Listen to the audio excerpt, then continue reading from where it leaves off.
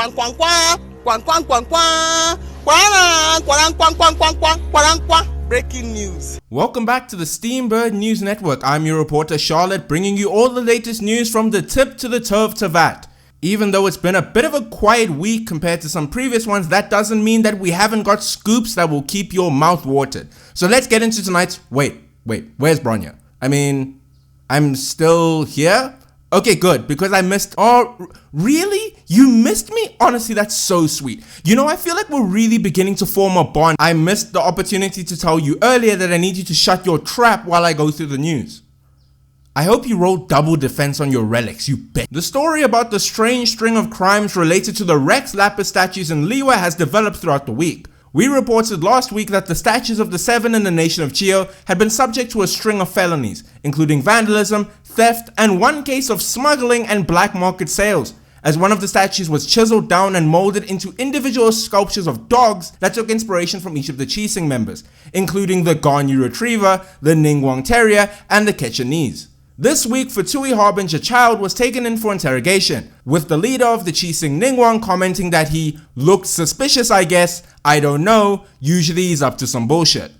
Child pledged for his innocence during the investigation, claiming that he had been out of Liyue for a fair amount of time, including showing proof that he was in Sumeru, Shnesnaya, and Natlan in one day this past week. How the fuck is that even? But anyway. Child has not been sentenced to any formal incarceration, but will continue to be viewed as a suspect, and such, his passport has been temporarily frozen, meaning that he will be forced to pay for more of Zhongli's dinners during this time. Speaking of which, Mr. Zhongli has once again proved a key witness in helping proceedings, as he noted that the director of Wangshen Funeral Parlor, Hu Tao, has been leaving the office at the same time each night, returning precisely 27 minutes later, and the next day, a statue would be reported as stolen. I swear to all that is good, that is just the guy on the statue. Why won't any of you listen? This story is ongoing, and we will provide any updates when they become available.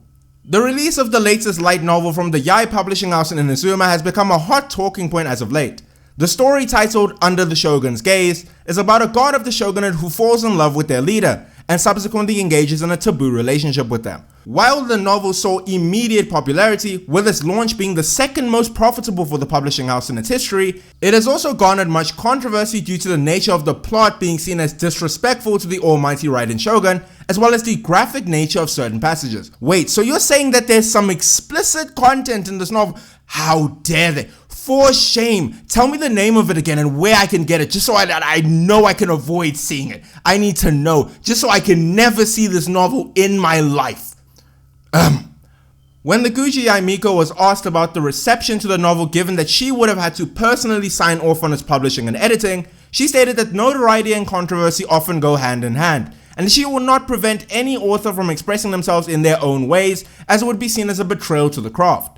She also stated that she finds the entire situation, quote unquote, quite funny tee-hee. We have not been able to receive any comment from either the Raiden Shogun or the author Catherine Serra, though we have it on good authority that the Shogun herself has indeed read the novel.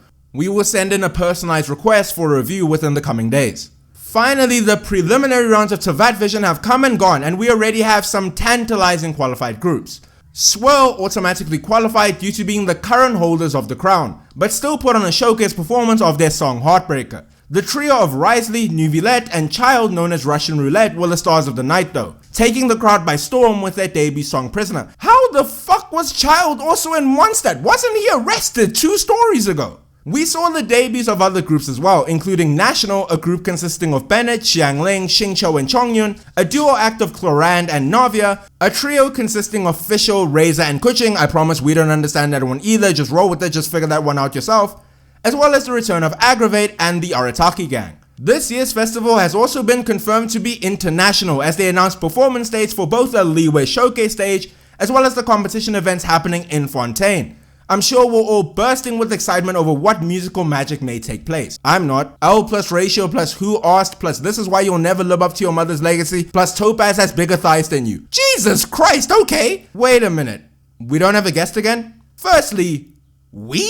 Secondly, no, we don't have a guest, and something strange has happened regarding them as well. We were meant to bring Captain of the Knights of Favonius Eula Lawrence onto the show tonight, but we mysteriously could not get a hold of her during the week to confirm whether she was still coming, When we sent in an inquiry to the Knights themselves, they say they've never heard of a Eula Lawrence. Wait, what? Yeah, we contacted both the Grandmaster Jean and one of her closest friends Amber, and they both have said they've never met Eula or even heard of a person named Eula Lawrence. Well, I mean, I'm sure that's never going to come up as a point down the line ever again. Do you even understand how these things work? I mean, I couldn't even tell that my mom was evil. What do you think? You know, good point.